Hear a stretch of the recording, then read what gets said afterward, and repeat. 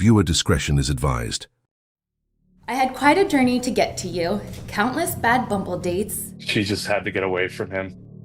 long relationships, and waterfalls of tears. Self and many others were well aware of kind of the negative impact that he had on her. She was willing to do anything to get out of there. But it was worth every cringing second because it led me to you. A hooded figure walks through a Columbus alleyway at 3 a.m. Surveillance cameras capture every step. The timestamp reads December 30th, 2025. 3 hours later, 2 people are dead. 2 children, ages 4 and 1, are found crying next to their parents' bodies. No forced entry, no weapon at the scene, no explanation. But when police tracked the suspect's vehicle, it led them 350 miles away to Rockford, Illinois, to the doorstep of a vascular surgeon who had already been running from something else entirely. 11 days after the murders, federal agents arrested 39-year-old Michael McKee. What they found in his home would ballistically link him to the crime scene. But what investigators uncovered about the months leading up to that night is what makes this case truly disturbing. Tonight, we're breaking down 7 verified twists that reveal how a trained surgeon allegedly planned and executed a double murder across state lines, including evidence that he had been researching his victim online weeks before the attack, and a professional collapse so complete that even his own colleagues said he had simply disappeared. The 7th twist will show you that this wasn't spontaneous. This was calculated. But before we go any further, I want to take a moment to honor 2 lives that were stolen. Spencer Tepe was a 37-year-old dentist who served his community with compassion. He mentored young people through Big Brothers Big Sisters. He showed up for his patients every single day. He was a devoted father who never missed a moment with his children. Monique Tepe was a 39-year-old mother who poured love into her family. After surviving an abusive marriage, she rebuilt her life with courage and hope. She found real love with Spencer. She created a home filled with warmth and laughter. She was 1 month away from celebrating 5 years of marriage. They deserved to watch their children grow up. They deserved to grow old together. They deserved so much more than this. So if you're willing, please join me in saying, may Spencer and Monique Tepe rest in peace. May their children be surrounded by love and protection. May their memory be a blessing to everyone who knew them. And may justice be served for what was taken from them and their family. Amen.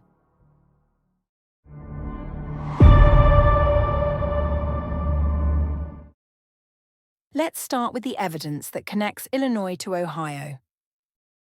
When federal agents and Columbus police arrested Michael McKee on January 10, 2026, they executed a search warrant at his Rockford, Illinois property. What they found changed everything: multiple firearms. On January 14th, Columbus Police Chief Elaine Bryant held a press conference and revealed something critical. One of those weapons showed a preliminary ballistic match to the bullets recovered from Spencer and Monique Tepe's bodies. We can also say that multiple weapons were taken from the property of McKee, and there is a preliminary link from our NIBIN to one of the weapons that ties it to the homicides. NIBIN, the National Integrated Ballistic Information Network, is a database that matches bullets and casings to specific firearms. It's forensic science that doesn't lie. Think about what this means. The weapon that allegedly killed 2 people in Columbus, Ohio, was found in Rockford, Illinois. That's a 350-mile distance. If McKee is the shooter, he drove the murder weapon back across state lines immediately after the killings. No weapon was found at the Tepe home. No casings left behind that would give police an immediate lead. Whoever did this took the gun with them when they left. And surveillance footage shows exactly when that happened. If you're already hooked, hit that subscribe button now. This case has a long way to go in court, and when new evidence drops, I'll break it down right here. December 30th, 2025, between 2 a.m. and 5 a.m. Neighborhood surveillance cameras in Columbus captured a figure in a dark hoodie walking through the alley near the Tepe home. The footage was grainy, but it was enough. Police released the video publicly on January 6th, asking for help identifying the person. What they didn't say at the time was that they had already identified the vehicle that person arrived in. Chief Bryant confirmed on January 14th that police believe McKee is the person seen in that surveillance footage. And the vehicle captured on camera? It was tracked leaving Columbus and heading back toward Illinois. This wasn't a local crime. This was interstate travel with one purpose. We can say that we have the suspect's vehicle on neighborhood video surveillance arriving just before the murders and leaving shortly after. Detectives were able to link this vehicle to McKee. The vehicle was located in Rockford, Illinois, and evidence was found that showed McKee in possession of the vehicle before and after the homicides. But here's what makes the timeline even more chilling. The drive from Rockford, Illinois to Columbus, Ohio takes roughly 6 hours non-stop. The murders occurred around 3:52 a.m. based on court documents. Police believe the killings happened between 2 a.m. and 5 a.m. That means if McKee drove from Illinois that night, he would have left around 9 p.m. on December 29th. 6 hours of driving through the night. Into Ohio. To a home where 2 people slept with their children nearby.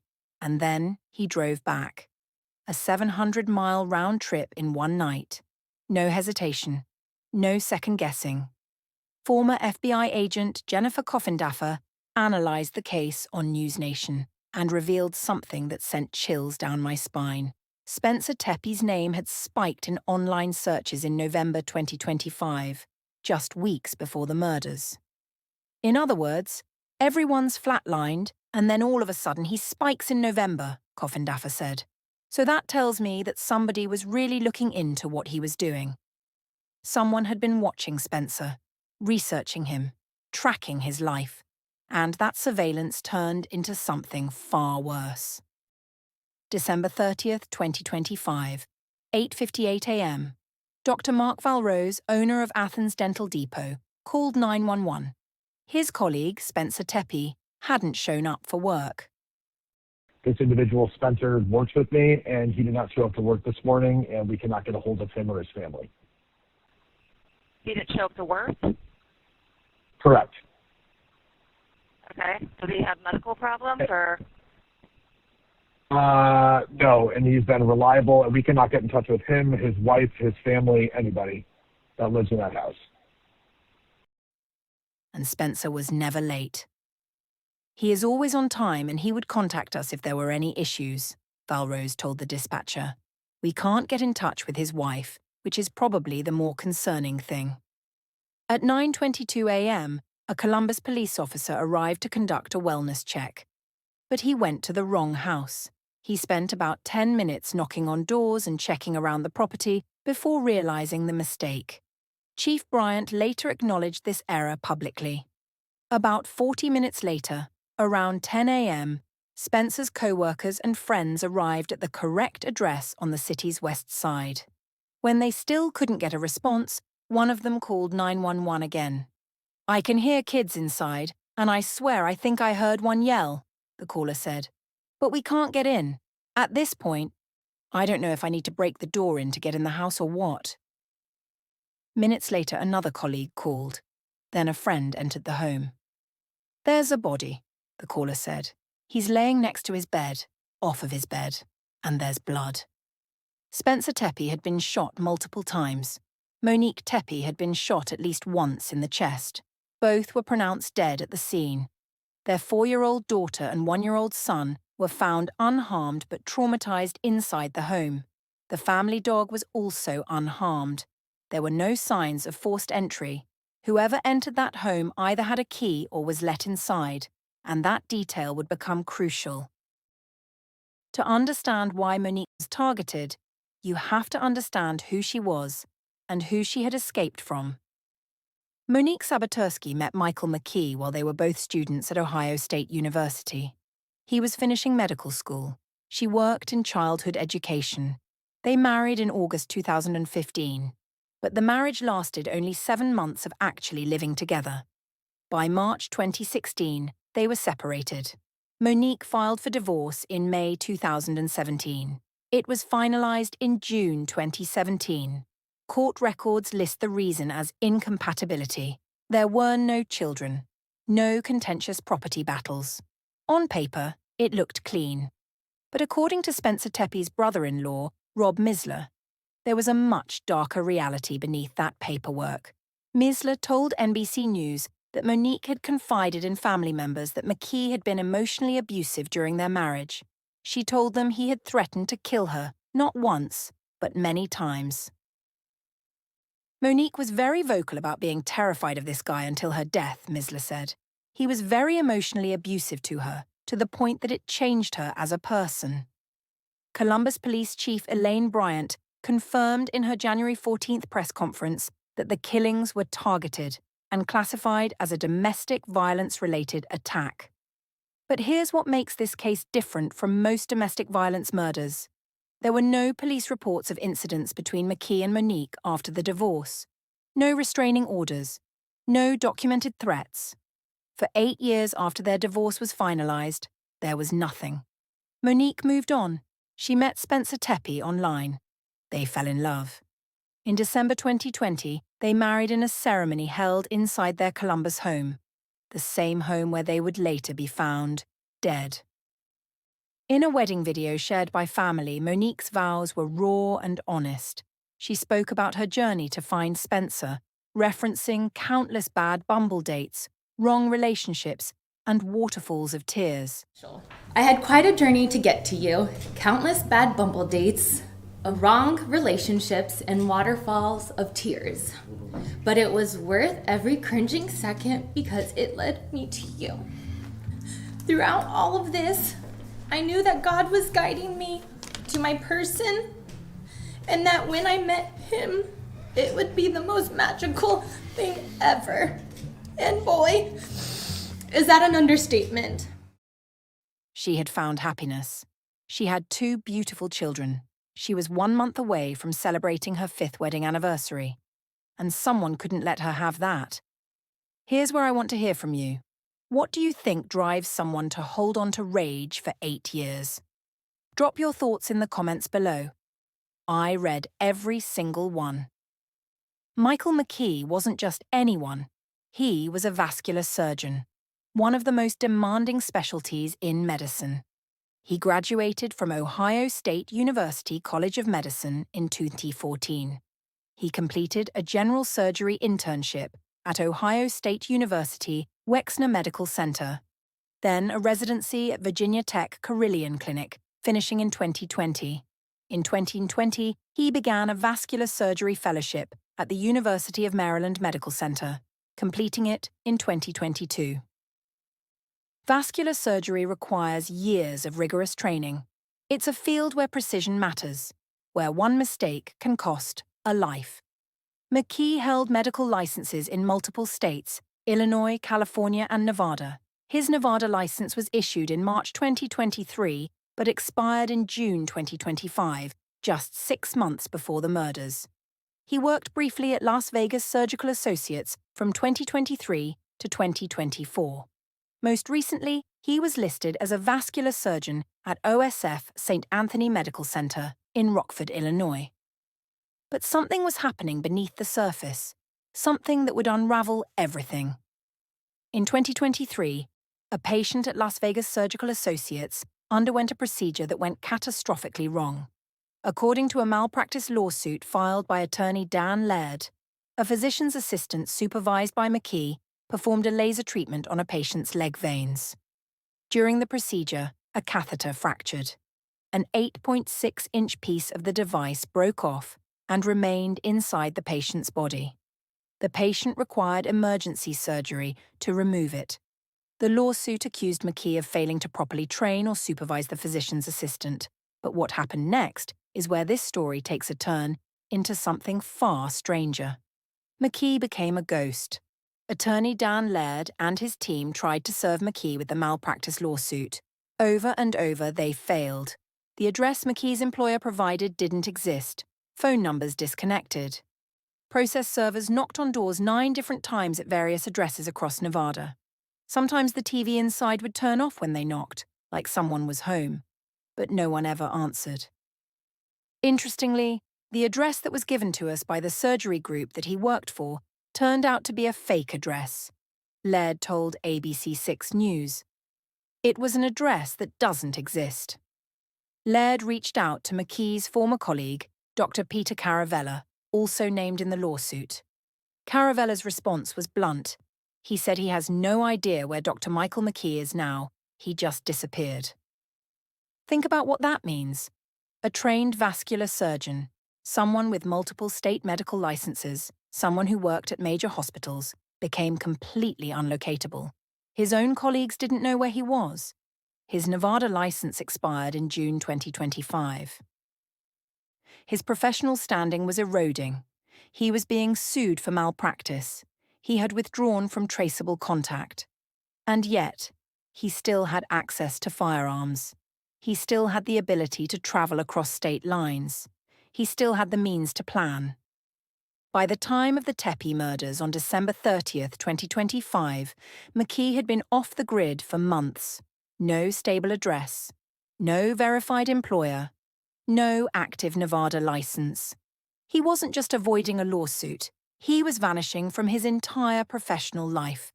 And while he was disappearing from the legal system, he was preparing for something else. If this case is affecting you the way it's affecting me, please share this video. The more people who understand the long-term danger of domestic violence, the more lives we might save. On January 10th, 2026, 11 days after the murders, federal agents and Columbus police arrested Michael McKee in Rockford, Illinois. He was initially charged with 2 counts of murder, but by January 13th, those charges were upgraded to premeditated aggravated murder, a charge that carries a possible life sentence without parole or the death penalty. Premeditated aggravated murder requires prosecutors to prove the killings were done with prior calculation and design. It's not a crime of passion. It's not a spontaneous act. It's planned, deliberate, thought out in advance. The evidence supports that theory. The online searches for Spencer in November, the 350-mile drive in the dead of night, the surveillance footage showing a hooded figure arriving just before the murders and leaving just after. The ballistic match linking a weapon from McKee's Illinois home to the crime scene. This wasn't random. This was execution. McKee appeared in court in Illinois on January 13th. His public defender indicated he intends to plead not guilty. He waived his right to an extradition hearing, meaning he'll be brought back to Ohio to face trial. Chief Bryant confirmed that police believe McKee is the person seen in the surveillance video walking near the Tepe home in the early morning hours of December 30th. This was a targeted attack, Bryant said. This was a domestic violence-related attack. The Tepe family released a statement after McKee's arrest. Nothing can undo the devastating loss of 2 lives taken far too soon, but we are grateful to the City of Columbus Police Department, its investigators, and assisting law enforcement community whose tireless efforts helped to capture the person involved. Spencer and Monique's children, a 4-year-old girl and a 1-year-old boy, are being cared for by family. They will grow up without their parents. They will carry this trauma for the rest of their lives. And that might be the most heartbreaking part of this entire case. This case is far from over. McKee will be extradited to Ohio to face trial. More evidence will come out. More details will emerge in court. But what we already know is this. 2 people were taken from their children in the middle of the night. A man allegedly drove hundreds of miles to commit murder, then drove back like nothing happened. And the warning signs were there, years of threats, months of disappearing, weeks of online surveillance. Spencer and Monique Tepe deserved better. Their children deserved better. Which twist shocked you the most? Let me know in the comments. And if you want updates as this case moves through the courts, make sure you're subscribed. The moment new evidence is released, I'll be here to break it down. Thank you for watching. And please, if you or someone you know is in an abusive relationship, reach out. The National Domestic Violence Hotline is 1-800-799-7233. It's never too late to ask for help. Take care of each other.